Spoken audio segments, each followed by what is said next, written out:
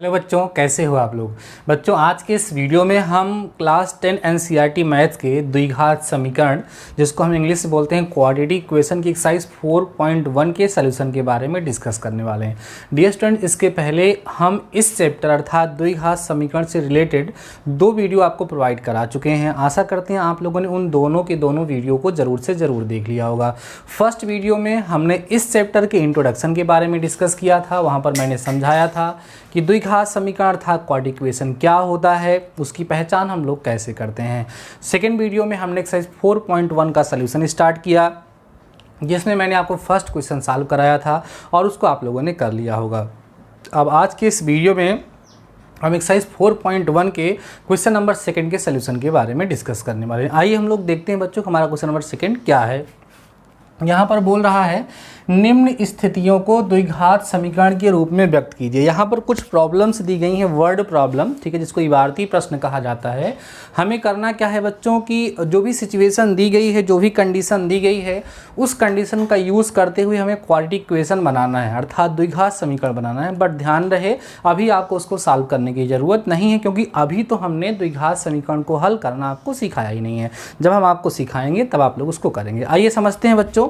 यहाँ पर पहला क्वेश्चन क्या है, पहले का सलूशन हम लोग करेंगे, फिर दूसरे का करेंगे। 2 क्वेश्चन एक साथ हमने यहाँ पर लिख दिया है, ठीक है, क्योंकि ज़्यादा इसमें स्पेस नहीं लेगा। ठीक है, पहला क्वेश्चन देखो बच्चों, कह रहा है एक आयताकार भूखंड का क्षेत्रफल 528 मीटर स्क्वायर है। क्षेत्रफल की लंबाई मीटर में चौड़ाई के 2 गुने से बच्चों 1 अधिक है। यहाँ पर होना चाहिए था क्वेश्चन में, से 1 अधिक है। हमें भूखंड की लंबाई और चौड़ाई ज्ञात करनी है। ध्यान से समझिएगा। देखो बच्चों, जब कभी भी आपको, अभी आप लोगों ने 2 चरों वाला रैखिक समीकरण युग्म पढ़ा है, तो जनरली आपके माइंड में आएगा क्या, एक्स और वाई का हम लोग प्रयोग कर लें। लेकिन चूंकि बच्चों जो हमारा द्विघात समीकरण है उसमें एक ही चर राशि होती है, तो यहाँ पर एक्स और वाई नहीं होगा, केवल एक ही चर राशि का प्रयोग करके यहाँ पर वर्क को किया जाएगा। प्रयास करेंगे कि ही चर राशि माने और दूसरे का मान उसी के पदों में हम लोग ज्ञात करें।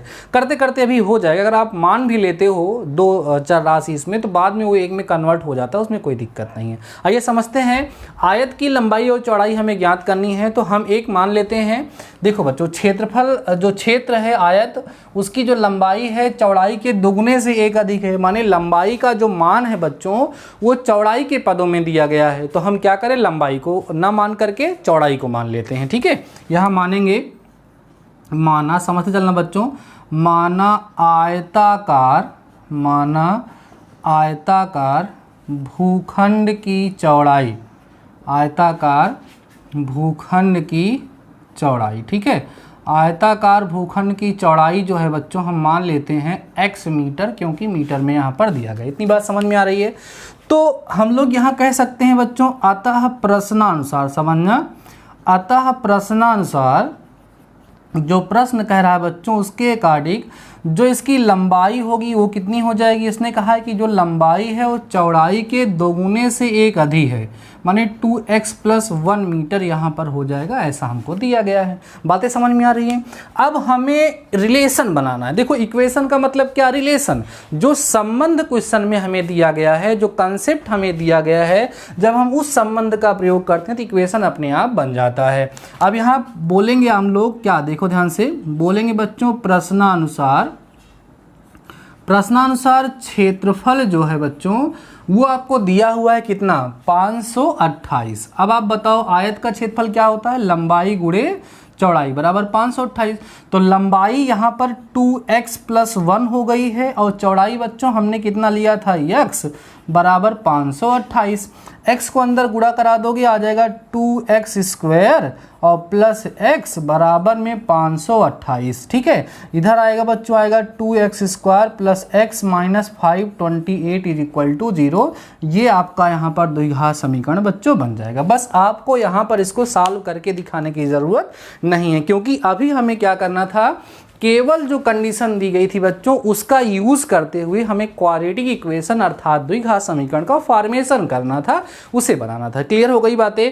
चलिए नेक्स्ट क्वेश्चन को हम लोग सॉल्व करते हैं। सेकेंड पार्ट इसका बच्चों, देखिए इसमें क्या कह रहा है, कह रहा है बच्चों दो क्रमागत धनात्मक पूर्णांकों का गुणनफल 306 है, हमें पूर्णांकों को ज्ञात करना है। तो पूर्णांकों को हम कैसे ज्ञात करेंगे, पहले हमें उनके लिए इक्वेशन बनाना पड़ेगा। तो जब कभी भी दो क्रमागत धनात्मक पूर्णांक बोलेगा बच्चों, तो अगर आप एक को x मानोगे दूसरे को आपको x+1 लेना होगा। जैसे पहले धनात्मक पूर्णांक 5 है तो अगला कौन होगा 6, क्रमागत है लगातार, तो 5 6, 5 में एक जोड़ोगे तो क्या आएगा 6 आएगा। इसलिए क्रमागत धनात्मक पूर्णांक अगर आपसे कोई पूछेगा तो आप x और x+1 मानोगे। तो मान लेते हैं, कहेंगे बच्चों माना, ध्यान समझना, माना क्रमागत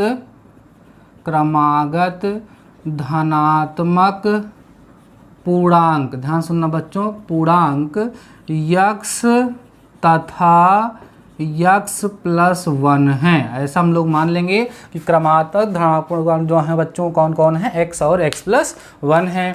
यहाँ लिख देंगे अतः प्रश्नानुसार। अब देखा भैया प्रश्न कह क्या रहा है, प्रश्न कह रहा है बच्चों कि इन दोनों का गुणनफल मान लें x गुणे x धन 1 बराबर 306 दिया हुआ है, तो 306 के बराबर यहाँ पे कर दीजिए। ही तो बोला दोनों का गुणनफल 306 है।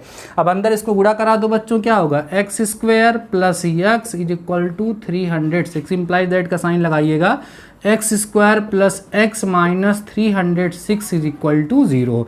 और यही बच्चों आपका जो होगा वो क्या हो जाएगा, आंसर हो जाएगा। कितना आसान है ना, क्योंकि इक्वेशन बनाना तो आप लोगों ने इसके पहले वाले चैप्टर में भी सीखा था, तो वही सारे कंसेप्ट यहाँ पर यूज़ करना है, तो कोई दिक्कत नहीं होगी। बस वहाँ पर दो चर राशि बिना यूज़ किए इक्वेशन सॉल्व भी नहीं होता सा, यहाँ पर एक ही चर राशि हम लोगों को यूज़ करना है। तो डियर स्टूडेंट्स अभी वीडियो को पास करिए और इन दोनों क्वेश्चन को आप लोग नोट कर लीजिए, देन हम नेक्स्ट क्वेश्चन के बारे में, नेक्स्ट पार्ट के बारे में डिस्कस करते हैं। So before that pass the video and note down. ये बच्चों हम लोग देख लेते हैं बाकी दोनों पार्ट, दो पार्ट और है क्वेश्चन नंबर 2 में, बस बाकी और नहीं है। इन दोनों पार्ट को भी हम लोग सॉल्व कर लेते हैं बच्चों, देन हमारी एक्सरसाइज 4.1 जो है वो कंप्लीट हो जाएगी। ठीक है, आइए देखते हैं हम लोग। यहाँ पर जो थर्ड पार्ट है बच्चों, वहाँ पर क्या बोल रहा है, इसने कहा है बच्चों रोहन की माँ उससे 26 वर्ष बड़ी है, उसकी आयु, किसकी आयु माने रोहन की आयु वर्षों में का गुणनफल अब से 3 वर्ष पश्चात 360 हो जाएगी।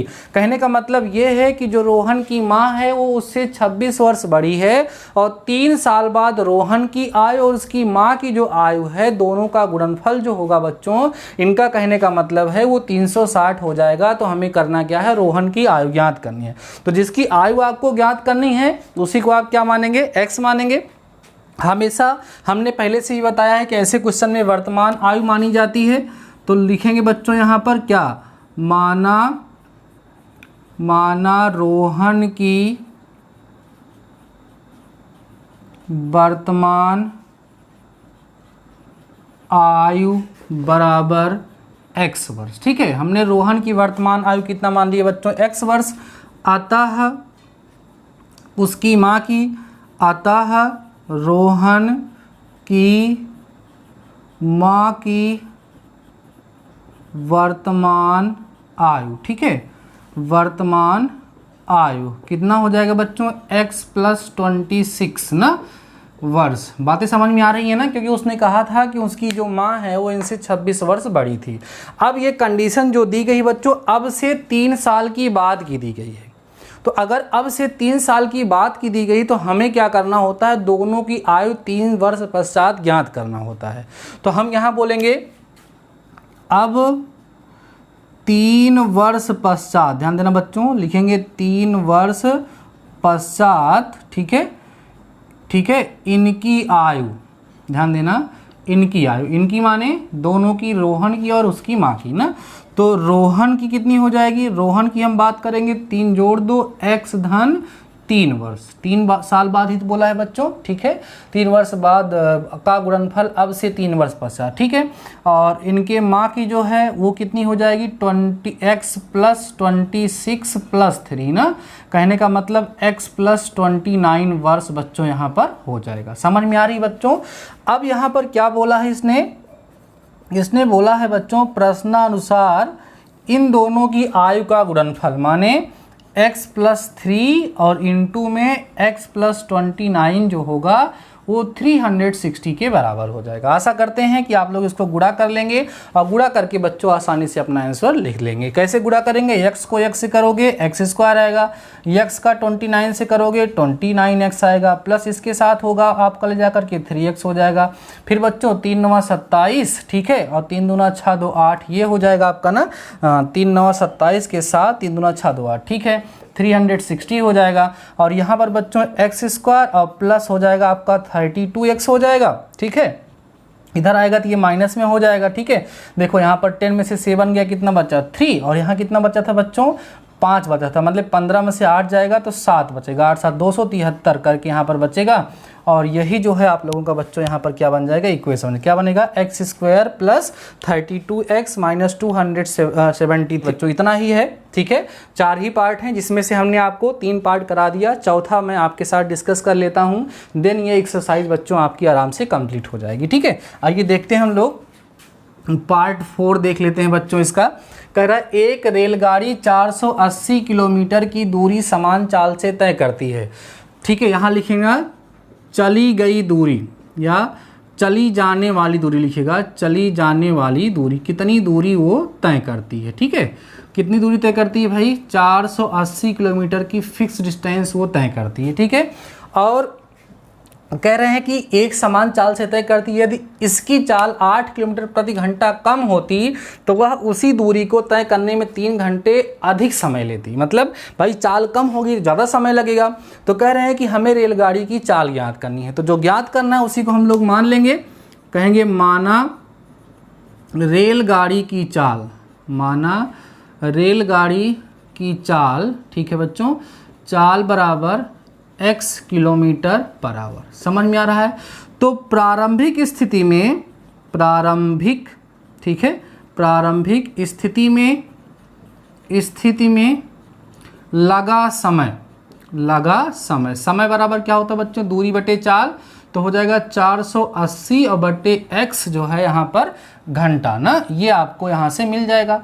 देखो ध्यान से, हमने क्या किया, हमको जो चली गई दूरी थी, जो जितना दूरी तय की जा रही थी वो टोटल दी थी बच्चों, कितना 480 किलोमीटर, और रेलगाड़ी की चाल हमको नहीं पता थी, हमने रेलगाड़ी की चाल x किलोमीटर प्रति घंटा यहाँ पर मान लिया है। तो प्रारंभिक स्थिति में जो लगा समय होगा वो दूरी बटे चाल कर देंगे तो पता चल जाएगा। अब प्रश्नानुसार कंडीशन क्या कह रही है, देखो ध्यान से बच्चों, प्रश्नानुसार ये कह रही है कि अब जो है जो दूरी तय होगी सर वो 480 किलोमीटर ही तय होगी, ध्यान दो बच्चों। उसके बाद लेकिन चाल जो हो जाएगी वो पहले से 8 किलोमीटर प्रति घंटा कम हो जाएगी, ध्यान समझिए, यही तो कहा है इसने, चाल जो है वो 8 किलोमीटर प्रति घंटा क्या होती है, कम हो जाती है। तो भाई अब समय कितना लगेगा, समय जो लगेगा बच्चों वो 480 बटे x ऋण 8 घंटे यहाँ पर लगेगा। अब प्रश्न ये कहा है कि ये जो समय है इस समय से कितना घंटा ज़्यादा है सर, 3 घंटे ज़्यादा है। तो अतः आप लिख करके यहाँ कह सकते हो बच्चों कि 480 और ऋण x ऋण 8 और फिर घटा दोगे यहाँ पर कितना 480 बटे x बराबर 3 घंटे का अंतर है दोनों में। अब बच्चों आप आराम से इसका एलसीएम लेकर के सॉल्व कर लोगे, आपका द्विघात समीकरण वहाँ पर बन जाएगा, ठीक है। अब इसके आगे हमें सॉल्व करके आपको दिखाने की ज़रूरत नहीं है, आपकी बेइज्जती होगी। तो इस तरीके से बच्चों हम लोगों ने आज के इस वीडियो के साथ एक्सरसाइज 4.1 को कंप्लीट कर लिया है, अच्छे से आपने समझ लिया होगा। नेक्स्ट वीडियो में हम आपके साथ डिस्कस करेंगे एक्सरसाइज 4.2 के इंट्रोडक्शन के बारे में। तब तक के लिए बच्चों शानदार रहिए और ऐसे ही पढ़ते रहिए। मिलते हैं नेक्स्ट वीडियो के साथ, तब तक अपना ख्याल रखिए।